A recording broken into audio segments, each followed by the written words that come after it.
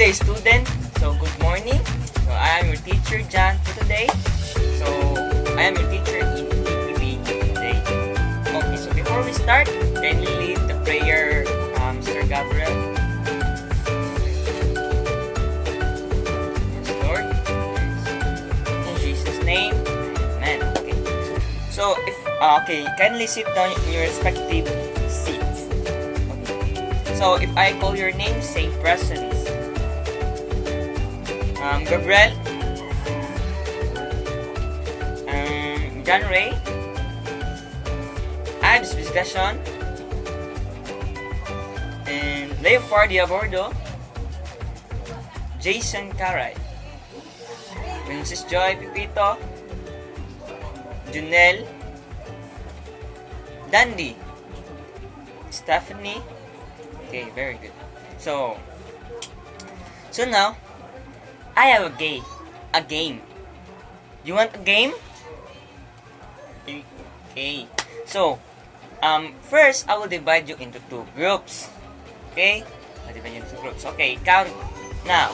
1, 2, 1, 2, 1, 2, 1, 2. Okay. So, kindly stand up. So, group 1 is on left side. Right side, okay? So, the name of our game for today is all about the spoon and the calamansi game. So, I have 4 spoons here. So, I will give it into other each group. And I have a calamansi here. So, the mechanics of the game. So, candy line first. Candy line. So, the mechanics of games, I will put the calamansi here on the spoon. And you will turn around on that chair and go back to your members and pass it on your group members. So, if the last member will turn around then and finish the we call that the race, okay, will say I'm done. So that I will give you points. Okay, let's start the game. Okay, so this your spoon. Okay, 1, 2, ready, set, go. Go, go, go, go. Go, go, go, go. Woo. Okay. Okay, we are done. So the winner is group 1. So they have a 20 points and group 2 have 10 points. Okay, so kindly sit down in your respective seats. Okay. So did you ever have an idea what is our topic for today? Okay. Our topic for today is related to the game. So, our topic for today, it's all about the cooking method and kitchen utensils. Okay, good. So, Gab, our Ives, did you know what is cooking? Okay, cooking is when preparing a food. When you prepare a food, okay? Prepare food, okay, very good. And John Ray, what is kitchen utensils? Okay, so kitchen utensils is when we food prepare, we will use this hand tool. Okay, so let's start. What is we have a 10 basic cooking method and we have 10 basic kitchen utensils. So I said earlier that what is cooking? Cooking is the process of producing safe and edible food by preparing and combining ingredients. So when you wake up in the morning and your mother cook your breakfast, like example hot dog, egg, like that. So she cook you a food to eat. Okay, that is cook. So let's have the basic cooking method. The 10 basic cooking method. So actually there are a lot of cooking methods, but I have this important list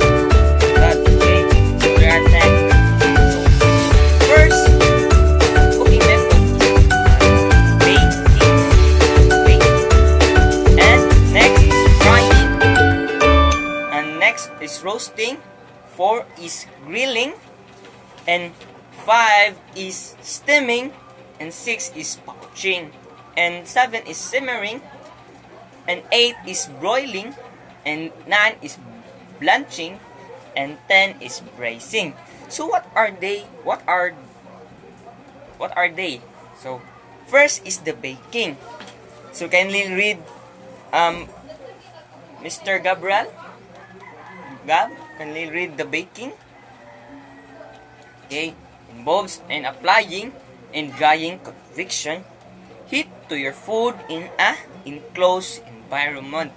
So baking is regularly used for cooking pastries, bread, and dessert. So when you buy a bread in Arbis or Alvici, they are using baking method. Like they are used for pastries like that, cake, like that. So these are the example of baking method. So the next is the frying. So what is frying? So kindly read Ives, Mr. Sean. Okay, this means is cooking your food in fat. There are several variations of frying. So deep frying, pan frying, and stir frying. So what is deep frying? Okay, deep frying is where the food is completely immersed in a hot oil. So like if your mother cook a chicken, he may immerse the hot oil. So that is deep frying. And pan frying is where food is covered in a frying pan with oil. And next is the stirring frying, where you fry the food very quickly on a high heat on oiled pan. Okay, that is stir frying. So these are the example. Okay, these are the example. So next is the roasting. So what is roasting? So kindly read John Ray. Okay, roasting is basically a high heat form of baking. So where your food gets drier and browner on the outside by initial exposure to temperature of over 500 Fahrenheit. So it's so hot. Okay, so that is roasting. Like example, if a full chicken, and you go in restaurant and your family said, your mother said, kindly roast this chicken. So they will roast like in the oven, big oven, and they roast it. Okay, that's it. So it's very hot. So next is the grilling. So what is grilling? Grilling is a fast, dry, very hot way of cooking where the food is placed under the intense radiant heat. So it's so very hot. So before grilling, food can be marinated or seasoned. Like when you cook the humba, so you will marinate it. You will put the seasonings like that. So, and it's similar method to grilling is broiling. So what is the similar method of grilling? It's broiling. Okay, it's intense hot. Okay, good. And next is the steaming. So what is steaming? This means cooking your food in water vapor over boiling water. So steaming is for example, when you cook siopaw, or your mama will cook siopaw, so you will use the steaming method. When the siopaw is on the top and the water is below, so there are kabir here, so it's steam. Steam. Okay, that is steaming. Okay, steaming. What is that? Is steaming. Very good. So next is poaching. So what is poaching? Look at the picture.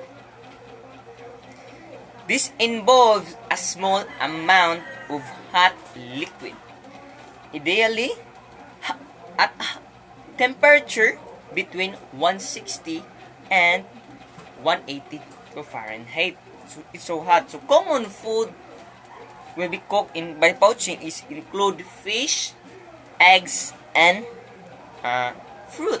Like that. This is poaching. So next is the simmering. What is simmering? Simmering is involves cooking liquid. Cooking liquid on a top of the stove. So at top of the stove in a pot or pan. So it should be carried out on a low heat. So low heat na siya. Dili kay siya init. And you see the bubbles on the water, so you need to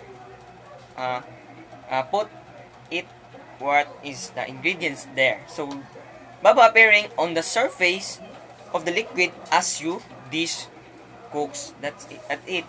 So next is, so these are the example. Let's see the picture. So broiling, it's similar to grilling. So what we called earlier, so that is grilling. So kindly read Dandy Velasco, what is broiling? Okay, very good. So similar to grilling, the heat source comes from the top. You should be able to adjust your oven setting to broiling. So if you have in your house, if you have an oven, you need to adjust it into broiling. Okay, but be careful as the cooking methods works quickly and your meal could be easily become burned, because if you are not if you're not careful by cooking, your food will become burned. It will be mapaig like that. So be careful. So need to be aware of your food. Okay, next is the blanching. So what is blanching? Can you read Mr. Leofard? Okay. Here the food is part of cooked and then immediately submerged on ice and water to stop the cooking process. So blanching is example. If I have cooked the what we call that, the fishbowl here. For example, fishbowl here. Cook and I will if I will put it into the cold water so that the cooking process will be easy to eat. That is blanching. Put in the hot water into ice. Okay. So next is the braising. So braising is like, let's see the picture. Can we read Mr. Junel? Okay. First, the food is sauced or seared and then simmer in the liquid for a long period of time to tender. Like for example, like spaghetti, like that. So it's simmered, and you will wait a long period of time to the sauce of the spaghetti will be simmered into the pasta. Okay, so that is all for cooking method. So did you see the picture in earlier? That is the cooking method. So next is the kitchen utensils. So what is kitchen utensils? John Ray earlier said it's small handheld tool used for food preparation. So what are the examples of kitchen utensils?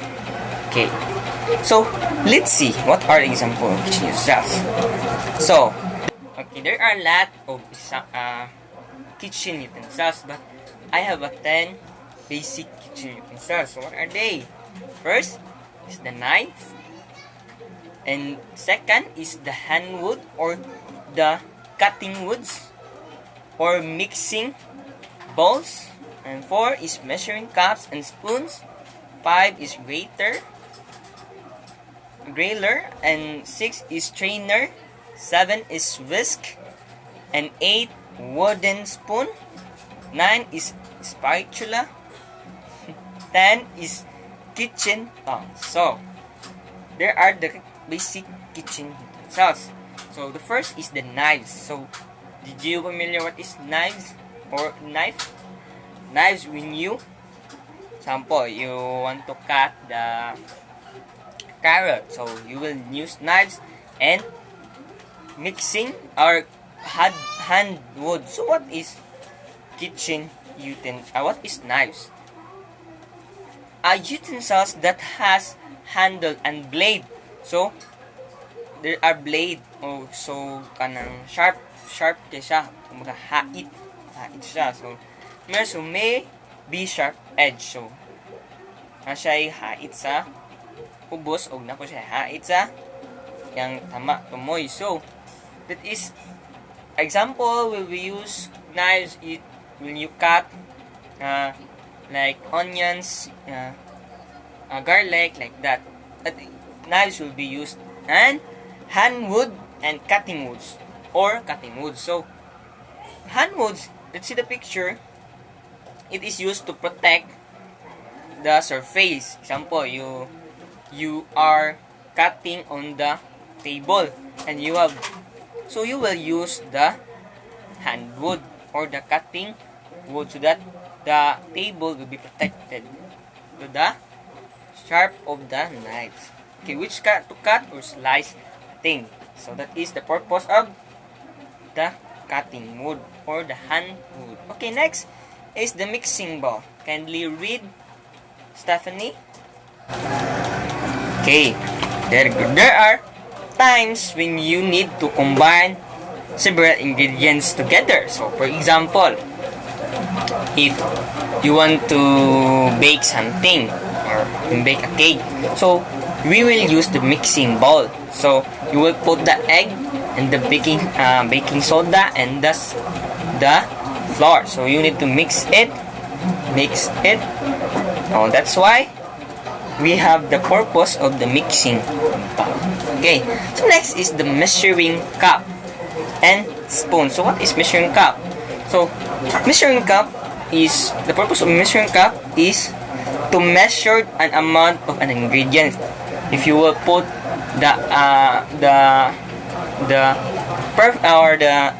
amount of sugar, amount of salt, like that when you cook. So that is the purpose of measuring cup. So next is the grater. So a tool which is great, especially cheese. So a grater is like there are, like, let's say the picture, to facilitate getting small practice or shreds of solid lump, like cheese. When your mother cook spaghetti, so let's have a cheese, so you need to grate it like that. So that is the purpose. And next is the strainer. So what is strainer? Okay, strainer is the most used to strain liquids, always from other ingredients. So then you know, are you familiar the pancit canton? The pancit canton will be boiled like that, and if it is comes to when you know that is cooked na, so you use the strainer to the liquid will be drawn away. Okay, that is the purpose of strainer. So next is the whisk. So whisk is can be used to blend ingredients smooth and to incorporate air into a mixture. So mixing bowl and whisk will be united, no, like that. Okay. Without the whisk, mixing bowl will not be mixed. That, so that is the purpose of whisk. Okay, next is the wooden spoon. So what is the purpose of wooden spoon? Let's see this one, Paul. And the wooden is a spoon that is used to stirring sauces and for ingredients in cooking. So if you cook, like, you need to mix it into, so use wooden spoon. So next is the spatula. Spatula is a flexible blade used to mix, spread, and lift material, including foods, drugs, and plaster and paint. So spatula may use, or a lot of use in spatula. And di ba earlier, plaster and paint. So it used with paints, but you cannot use the spatula of paints to cook, huh? Don't use that because we will be a poison. Okay. The next is the kitchen tongs. You know kitchen tongs, or like other example in the picture. So tongs are type of tools used to grip and lift objects instead of holding them directly with hands. For example, if you cook an hot dog, let's see, if you will get the hot dog in your hand, so it's so hot, so you need to use the tongs so that the hot dog will be get. So that's all for today. So I have a question. What is the differences of cooking method and kitchen method? And John Ray? Okay, very good. You are listening. Okay, you are listening. So let's see if your eyes will be on my teaching. Okay, so let's have a activity first. So in this picture, can you recognize what tells about, okay, what they are doing? Okay, what are they doing, or what this thing represent? For example, this picture. So what is this picture? Okay, good.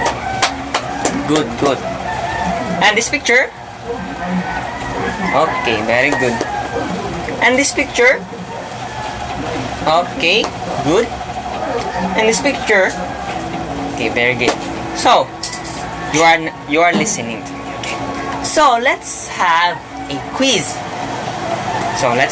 So get your notebook and number it in 1 to 10. Okay? So kindly prepare yourself, and I will give you 10 minutes to answer this following. Okay.